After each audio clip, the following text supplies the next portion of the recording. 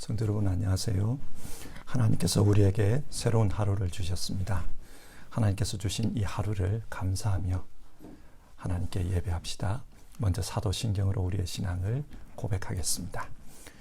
나는 전능하신 아버지 하나님 전지의 창조주를 믿습니다.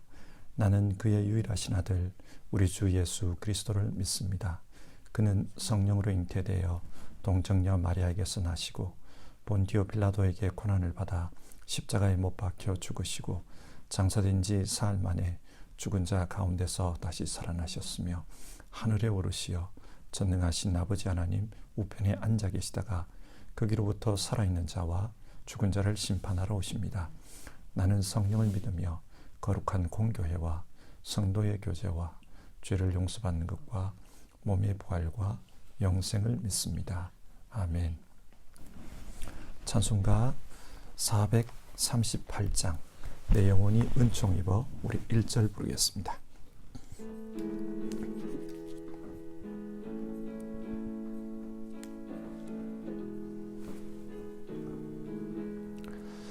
내 영혼이 은총 입어 중한 죄짐 벗고 보니 슬픔 많은 이 세상도 천국으로 화하도다.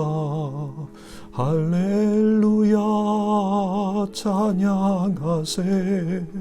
내 모든 죄 사함받고 주 예수와 동행하니 그 어디나 하늘나라.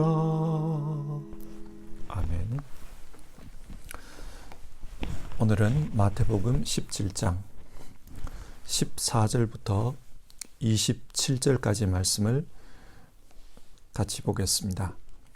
17장 14절부터 27절까지입니다. 읽는 것은 14절에서 20절까지 말씀을 읽겠습니다. 그들이 무리에게 오니 한 사람이 예수께 다가와서 무릎을 꿇고 말하였다. 주님, 내 아들을 불쌍히 여겨 주십시오. 간질병으로 몹시 고통받고 있습니다. 자주 불 속에 빠지기도 하고 물 속에 빠지기도 합니다. 그래서 아이를 선생님의 제자들에게 데리고 왔으나 그들은 고치지 못하였습니다. 예수께서 말씀하셨다. 아, 믿음이 없고 비뚤어진 세대여, 내가 언제까지 너희와 같이 있어야 하겠느냐? 내가 언제까지 너희에게 참아야 하겠느냐? 아이를 내게 데려오너라. 그리고 예수께서 귀신을 꾸짖으셨다. 그러자 귀신이 아이에게서 나가고 아이는 그 순간에 나았다. 그때의 제자들이 따로 예수께 다가가서 물었다. 우리는 어찌하여 귀신을 쫓아내지 못했습니까? 예수께서 그들에게 대답하셨다. 너희의 믿음이 적기 때문이다. 내가 진정으로 너희에게 말한다. 너희에게 겨자씨 한 알만한 믿음이라도 있으면 이 산더러 여기에서 저기로 옮겨가라 하면 그대로 될 것이요 너희가 못할 일이 없을 것이다. 아멘.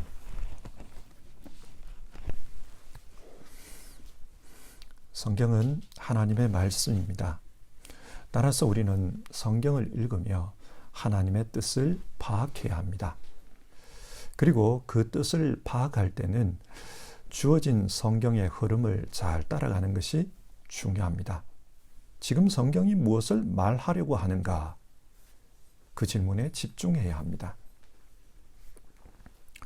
마태복음 16장 28절 예수님은 제자들에게 여기에 써 있는 사람들 가운데는 죽음을 맛보지 않고 살아서 인자가 자기 왕권을 차지하고 오는 것을 볼 사람들도 있다. 그렇게 말씀하셨습니다. 여기서 말씀하신 인자가 가지고 오실 왕권이란 하나님 나라를 의미합니다. 하나님 나라가 무엇인가? 사실 제자들도 그것이 헷갈렸습니다. 하나님 나라는 이 땅에 세워질 다윗의 왕국과 같은 그런 나라인가? 아니면 영적인 나라인가? 그때 예수님은 3명의 제자를 데리고 변화산으로 올라가십니다. 그리고 그곳에서 제자들은 황홀한 체험을 하였습니다. 예수님이 빛나는 모습으로 변했습니다. 모세와 엘리야도 그곳에서 보았습니다. 그리고 하나님의 음성이 들려옵니다. 이는 내가 사랑하는 아들이다. 너희는 그의 말을 들으라. 제자들은 이 사건을 통해 하나님 나라가 무엇일까 간접적인 체험을 할 수 있었습니다. 하나님 나라는 이 땅에 있는 나라와는 전혀 다른 나라구나. 그리고 예수님은 그 하나님 나라, 하나님의 통치를 이 땅에 실현하고자 일하시는 분이구나. 그것을 알았습니다. 이런 일이 있고 난 후 예수님은 제자들과 다시 일상으로 돌아오십니다. 산 아래로 내려왔습니다. 그리고 오늘 읽은 본문의 말씀이 그 아래에서 일어났습니다. 자, 성경이 오늘 이 내용을 통해 무엇을 말하려고 하는 것일까요? 하나님 나라를 바라는 사람, 즉 하나님 나라 백성으로 살아가기를 원하는 사람은 이 땅에서 어떻게 해야 하는가, 그것에 대해서 말씀하고 있습니다. 그러면 이 질문을 가지고 오늘 말씀을 함께 살펴봅시다. 하나님 나라 백성으로 살고자 하는 사람은 이 땅에서 어떻게 살아야 하는가? 오늘 읽은 본문은 세 가지 내용을 말씀합니다. 먼저 14절에서 21절, 귀신 들린 아이를 고치는 이야기가 나옵니다. 이 아이는 간질병 환자였습니다. 그래서 불 속에 빠지기도 하고 물 속에 빠지기도 했다고 합니다. 그런데 중요한 것은 이 아이가 왜 이런 병을 앓게 되었는가 하는 것입니다. 성경은 귀신 때문이라고 합니다. 여기서 우리가 주의해야 할 부분이 있습니다. 모든 병이 귀신 때문에 생기는 것은 아닙니다. 어떤 병은 태어나면서부터 유전적인 이유로 생기고, 어떤 병은 감염으로 말미암아 생깁니다. 또 어떤 병은 건강 관리를 잘못해서 생기고, 또 어떤 병은 나쁜 환경적인 요인 때문에 생기기도 합니다. 그런데 이 아이는 귀신 때문에 이런 병이 생겼습니다. 따라서 일반적인 의술로는 이 병을 고칠 수가 없었습니다. 귀신을 쫓아내야 합니다. 아마 이 아이의 부모들은 예수님에 대한 말씀을 들었던 것 같습니다. 그래서 예수님의 제자들이 그 마을에 오자 제자들에게 부탁합니다. 그러나 결과는 어떠했습니까? 제자들은 귀신을 쫓아내지 못했습니다. 그때에 이 아이의 부모가 예수님께 찾아와 무릎을 꿇고 간구합니다. 주님, 내 아들을 불쌍히 여겨주십시오. 여기서 무릎을 꿇고 또 예수님을 주님이라고 부른다는 것은 이 사람이 예수 믿는 사람을 상징한다는 것을 알 수 있습니다. 훗날 이 이야기를 읽는 사람들은 이 사람의 그 말과 행동을 보며 이 사람은 예수 믿는 사람이구나, 그렇게 생각할 것입니다. 자신이 해결할 수 없는 문제를 만나자 예수님 앞에 달려가서 주님 불쌍히 여겨주십시오, 그렇게 기도합니다. 이 아이의 사연을 들은 예수님은 어떤 반응을 보이셨습니까? 17절, 믿음이 없고 삐뚤어진 세대여, 내가 언제까지 너희와 같이 있겠느냐? 내가 언제까지 너희에게 참아야 하겠느냐? 예수님은 책망합니다. 그런데 그 책망하는 대상이 누군가, 그걸 따져봐야 해요. 이 이야기의 상황을 보면 믿음이 없는 제자나 혹은 그 제자들에게 신통력을 바라고 귀신을 쫓아내달라고 했던 그 사람들이 믿음이 없는 또 책망의 그런 대상이었을 것입니다. 그런데 예수님은 어떤 특정인에게 믿음이 없고 삐뚤어진 세대여, 그렇게 말하지 않았습니다. 그 세대의 사람들이라고 했습니다. 무슨 말이냐? 지금 예수님이 꾸짖고 있는 대상은 믿음이 없는 사람 전부를 가리킵니다. 왜 이렇게 말씀할까요? 이것은 예수님 당대뿐만 아니라 후대에 성경을 읽는 사람들에게도 믿음이 없는 사람, 그 사람들이 꾸짖음의 대상이라는 겁니다. 예수님은 믿음이 없는 것을 단식합니다. 그리고 예수님께서 귀신을 쫓아내 주십니다. 그래서 아이가 나왔습니다. 그때 제자들이 묻습니다. 주님, 우리는 어찌하여 귀신을 쫓아내지 못했습니까? 그때 예수님의 대답은 너희 믿음이 적기 때문이다. 그렇게 대답합니다. 제자들은 귀신을 쫓아내는 어떤 특별한 기술이나 주문, 이런 것을 기대했을지 모르겠습니다. 그러나 예수님의 대답은 믿음이었습니다. 믿음이 없기 때문에 귀신을 쫓아내지 못했습니다. 그러면서 겨자씨 한 알만한 믿음만 있어도, 아주 작은 믿음만 있어도 이 땅에서 큰 역사 가운데 살아갈 거다. 그렇게 말씀합니다. 자, 오늘 본문을 보면 믿음이라는 단어가 3번이나 사용됩니다. 무슨 말입니까? 앞에서 말씀드린 질문을 다시 한번 생각해 봅시다. 하나님 나라 백성으로 살고자 하는 사람은 이 땅에서 어떻게 살아야 하는가? 성경은 이 질문에 대해 믿음을 말씀합니다. 믿음을 가지라는 겁니다. 그런데 그 믿음이 어떤 믿음입니까? 예수님께 기도하는 믿음입니다. 마가복음을 보면 오늘 본문과 똑같은 내용이 거기에도 나옵니다. 그런데 그곳에서는 제자들이 우리는 왜 귀신을 쫓아내지 못했습니까? 그렇게 질문하니까 주님께서 이런 부류는 기도로 쫓아내지 않고는 어떤 수로도 쫓아낼 수 없다. 그렇게 대답하십니다. 자, 성경이 말하는 믿음이 무엇인 것 같습니까? 기도하는 믿음입니다. 문제가 생겼을 때 주님을 찾아와서 주님 앞에 무릎을 꿇습니다. 주여, 나를 불쌍히 여겨 주시옵소서. 주님 앞에 간구하는 그것이 믿음입니다. 믿음은 기도를 통해 표현됩니다. 하나님 나라 백성은 기도하는 믿음으로 살아야 합니다. 평소 믿음이 좋다고 생각하는 분들도 기도하지 않으면 믿음 없는 자처럼 됩니다. 나는 예수님을 따르는 제자다. 그렇게 자부하는 사람도 기도하지 않으면 믿음이 적은 자가 되고 맙니다.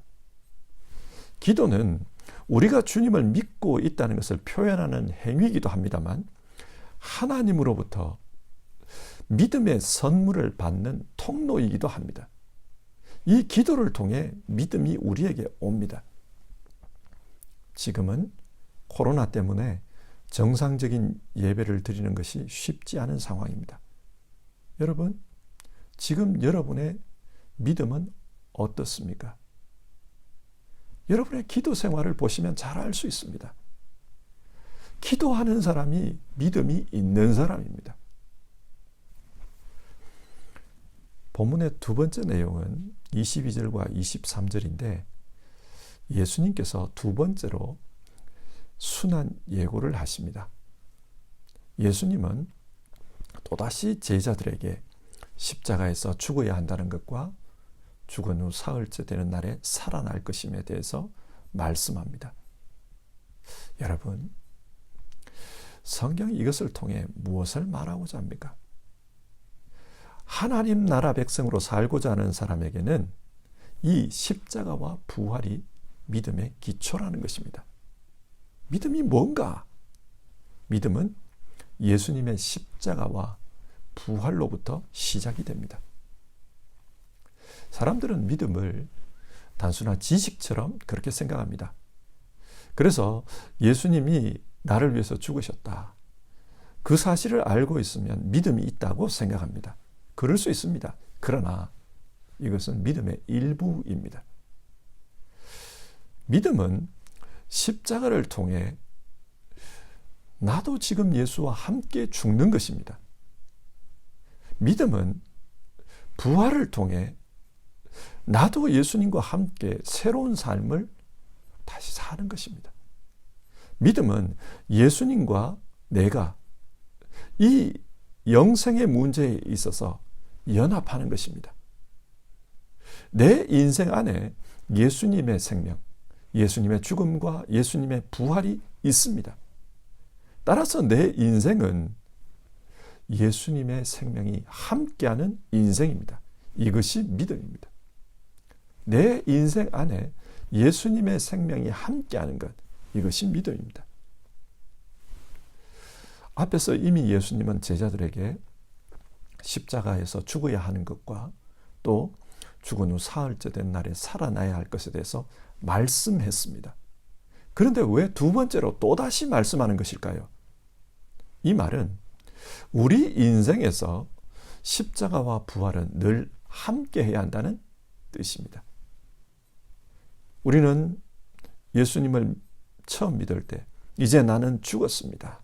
주님과 함께 죽었습니다. 그런 고백을 합니다. 자, 이렇게 고백했다면 모든 것이 끝났습니까? 내 인생에 다시는 죽을 일이 없습니까? 아닙니다. 바울 사도는 나는 날마다 죽노라 그렇게 말했습니다. 날마다 겪는 삶의 고난을 통해 그는 늘 예수님의 십자가를 경험했습니다. 예수님을 믿고 사는데 왜 인생에 이런 고난이 있는가? 이것에 대해 바울 사도는 고린도후서 1장 9절에서 그렇게 된 것은 우리 자신을 의지하지 않고 죽은 사람을 살리시는 하나님을 의지하게 하기 위함이었습니다. 그런 말을 합니다. 왜 우리 인생에 계속된 고난이 있는가? 그래서 또다시 십자가에 죽는 것처럼 우리의 삶이 죽어야 하는가?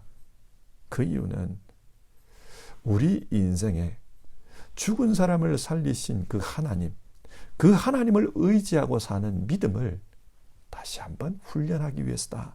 그렇게 말씀하고 있습니다. 여러분, 우리의 믿음은 인생에서 태평성대를 누리고 사는 것이 아닙니다. 믿고 나면 아무런 문제가 없다. 좋은 일만 있다. 그런 게 아닙니다. 우리의 믿음은 예수 십자가와 부활을 늘 몸에 지고 다니는 그런 것입니다. 그래서 내 안에 나는 또다시 예수님과 함께 죽고 또다시 살려주시는 그 은혜로 살고 예수님과의 연합이 이루어지는 것입니다. 이 땅에서 하나님 나라의 백성으로 살고자 하는 사람은 어떻게 살아야 하는가? 오늘 성경은 십자가 신앙, 그 부활 신앙, 그것을 붙들고 살아야 한다. 그렇게 말씀합니다. 오늘 본문의 세 번째 내용은 예수님께서 성전세를 내신 이야기입니다. 24절에서 27절 내용인데요. 예수님이 가버나움에 가셨을 때 성전세를 거두는 사람들이 여러분의 선생은 왜 성전세를 안 냅니까? 그렇게 물으면서 따졌습니다. 이 성전세는 율법이 가르치는 바입니다. 남자 성인 1인당 1년에 한 번 반세겔씩 성전세를 내어야 하는 것이 관례였습니다. 이 이야기를 듣고 예수님이 베드로에게 묻습니다. 세상 관례로 볼 때 누가 세금을 내느냐? 자녀들이 세금을 내느냐? 남들이 내느냐? 세상 임금은 자기 자녀가 아니라 남들에게 세금을 거둡니다. 자기 자녀는 그 나라의 주인이기 때문에 세금을 내지 않습니다. 그렇다면 하나님의 아들은 어떻습니까? 하나님 나라에서 하나님의 아들은 주인이기 때문에 세금을 낼 필요가 없습니다. 예수님은 이 말씀을 하시면서 세금을 낼 필요가 없지만 그러나 내라고 합니다. 왜 내라고 하는가? 27절을 보면 그러나 우리가 걸려 넘어지지 않도록 해야 하니 세상 사람들이 이로 말미암아 실족하지 않도록 세금을 내라고 합니다. 이것이 중요합니다. 여러분, 우리는 이 세상에서 어떻게 살아야 합니까? 이 세상은 하나님이 만드셨습니다. 그러니까 하나님이 주인이지요. 그러니까 이 세상도 하나님이 다스리는 하나님 나라의 일부입니다. 따라서 하나님 나라 백성은 이 하나님 나라에서 마음껏 살 수 있습니다. 그런데 이 세상 나라들이 이 세상은 자기 것이라고 합니다. 그래서 그리스도인들에게는 애매함이 발생합니다. 이 땅 나라 백성인 것 같기도 하고 동시에 하나님 나라 백성인 것 같기도 하고. 자, 이 상황에서 우리는 이 땅에서 어떻게 살아야 하나? 이 땅 역시 하나님 나라의 일부이지만 그러나 세상 사람들이 그것을 모르니 세상 사람들이 실족하지 않게 그들을 배려하면서 살라는 것입니다. 예를 들어서 나는 하나님 자녀다. 하나님이 나를 지켜주신다. 따라서 나는 이 땅 나라에서는 세금을 내지 않겠다. 이 땅이 내게 해준 것이 뭐가 있냐? 그러면서 이 땅의 법을 어기고 살지 말라는 것입니다. 세상 사람들은 하나님 나라를 이해하지 못하니 그들이 실족하지 않게 그들을 맞추어 가면서 그렇게 살라고 하십니다. 우리는 하나님 나라 사람입니다. 신비함이 있는 그 하나님 나라 사람입니다. 그렇다고 해서 이 땅의 나라에서 신비만 쫓으면서 살면 어떻게 되겠습니까? 이 땅의 사람들이 저 사람은 정상이 아니다. 그렇게 말할 것입니다. 이 땅의 논리, 이 땅의 이성을 거부하면서 신비만 쫓아서 살면 이 땅 사람들이 믿는 사람들을 보면서 실족할 것입니다. 정상이 아니라고 할 겁니다. 그래서 예수님은 베드로에게 네가 지금 낚시를 던져서 물고기를 잡으면 첫 번째 물고기의 입에서 동전이 나올 것이다. 그 동전으로 너와 나를 위한 세금을 내라고 말합니다. 우리는 이 땅에서 믿음으로 살 때 세상 사람들이 실족하지 않게 배려해 주는 것이 중요합니다. 그래서 누구보다도 이 땅의 법을 잘 지켜야 합니다. 이 땅의 질서를 잘 지켜야 합니다. 그러는 가운데 전적으로 하나님을 의지하면서 사는 것, 그것이 주님께서 명령하신 바른 믿음입니다. 말씀을 맺겠습니다. 오늘 성경은 하나님 나라의 백성은 이 땅에서 어떻게 살아야 하는가, 그것에 대해서 말씀하고 있습니다. 결론은 믿음으로 살라고 합니다. 믿음으로 사는 것이 이 땅에서 하늘나라 백성으로 사는 방법입니다. 그런데 그 믿음이 어떤 것입니까? 먼저는 기도하는 믿음이라고 했습니다. 이 눈에 아무것도 안 보여도 그러나 주님을 믿으며 기도하는 것. 이 땅에 해결해야 될 문제가 많은데 그러나 그 해결해야 될 문제를 가지고 주님께 간구하는 것. 그것이 믿음입니다. 또 어떤 것이 믿음이냐? 예수 십자가를 자기 몸에 짊어지고 사는 삶이 바른 믿음입니다. 우리 구원의 근거, 우리 믿음의 근거는 예수님의 십자가와 부활입니다. 그것을 아는 데서 그쳐서는 안 됩니다. 우리는 내 삶 속에서 나도 주님처럼 죽고 나도 주님이 주시는 새 생명으로 새롭게 사는 그런 삶을 살아야 합니다. 하루하루가 내 안에 십자가와 부활이 역사하는 그런 삶을 살아야 합니다. 그게 바른 믿음입니다. 그리고 내가 이 땅에 살지만 하늘나라 백성으로 사는 것은 이 땅을 거부하는 것이 아닙니다. 이 땅 사람들이 실족하지 않게 배려하면서 살아야 한다. 주님은 그렇게 말씀합니다. 그래야 이 땅에서 복음을 증거하는 증인으로서 바르게 살 수 있습니다. 그래서 이 땅 사람들이 실족하지 않게 배려하며 살아라. 그것이 바른 믿음이다. 주님은 우리에게 그것을 말씀해 줍니다. 사랑하는 성도 여러분, 우리 모두 이런 믿음으로 살아갑시다. 요즘은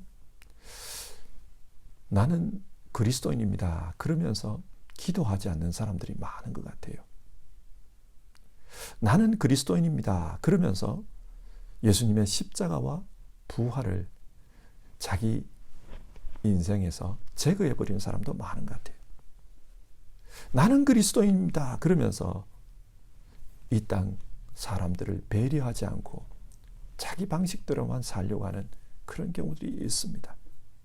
자, 이런 분위기 속에서 우리 모두는 바른 믿음으로 살아서 이 땅에 살지만 하늘나라 백성으로 사는 우리 모두 되기를 주님의 이름으로 축원합니다.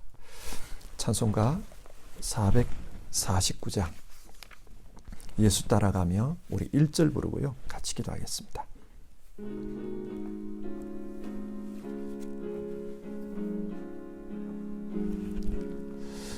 예수 따라가며 복음 순종하면 우리 행할 길 환하겠네. 주를 의지하며 순종하는 자를 주가 늘 함께 하시리라. 의지하고 순종하는 길은 예수 안에 즐겁고 복된 길이로다. 오늘 말씀을 우리가 생각하면서 같이 기도하는 시간 가집시다. 하나님, 이 땅에 살지만 하늘나라 백성으로서 살고 싶습니다. 오늘 성경은 믿음으로 살라고 했습니다. 믿음으로 살 수 있도록 도와주시옵소서.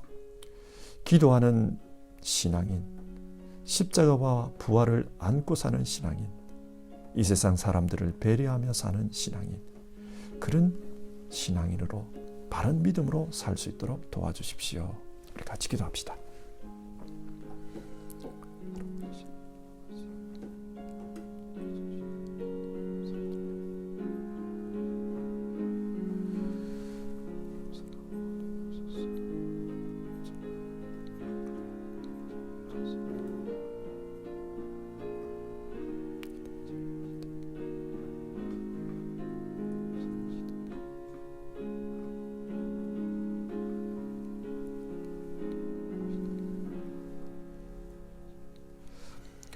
하나님, 오늘 성경 말씀을 통해 하나님 나라 백성은 이 땅에서 어떻게 사는가, 그 문제를 우리가 말씀을 보았습니다. 하나님, 믿음으로 살아야 한다. 기도하는 신앙인으로 살아야 한다. 그리고 정말 십자가와 부활을 안고 사는 신앙인으로 살아야 한다. 또 이 세상에서 믿지 않는 자들을 배려하는 그런 신앙인이 되어야 한다. 우리가 그런 말씀의 교훈을 오늘 받았습니다. 이 땅에 살면서 우리 모두 정말 성경이 말씀하는 바른 신앙인으로 살 수 있도록 도와주시옵소서. 어려움이 많고 삶의 힘든 부분을 만날 때마다 주님 앞에 무릎 꿇고 간구했던 그 사람처럼 우리도 기도할 수 있는 신앙인 되게 하옵소서. 문제는 많은데 기도하지 않고 사는 그런 신앙인 되지 않기를 바랍니다. 영적으로 잠든 자와 같이 그렇게 살지 않기를 바랍니다. 정말 깨어서 십자가와 부활을 안고 사는 우리 모두 되게 하옵소서. 요즘 기독교가 너무 배타적이다, 독단적이다, 그렇게 말하는 것을 듣습니다. 우리 모두 이 세상에 안 믿는 자들을 배려하면서 그렇게 사는 신앙인들 다 되게 하옵소서. 주님, 우리를 도와주시옵소서. 오늘 하루도 주님의 말씀 안에서 사는 우리 모두 될 수 있기를 간절히 바랍니다. 도와주옵소서. 이 모든 말씀 예수님의 이름으로 기도드렸고 다 아뢰지 못한 기도는 주님께서 가르쳐 주신 기도로 대신합니다. 하늘에 계신 우리 아버지, 아버지의 이름을 거룩하게 하시며 아버지의 나라가 오게 하시며 아버지의 뜻이 하늘에서와 같이 땅에서도 이루어지게 하소서. 오늘 우리에게 일용할 양식을 주시고 우리가 우리에게 잘못한 사람을 용서하여 준 것 같이 우리 죄를 용서하여 주시고 우리를 시험에 빠지지 않게 하시고 악에서 구하소서. 나라와 권능과 영광이 영원히 아버지의 것입니다. 아멘.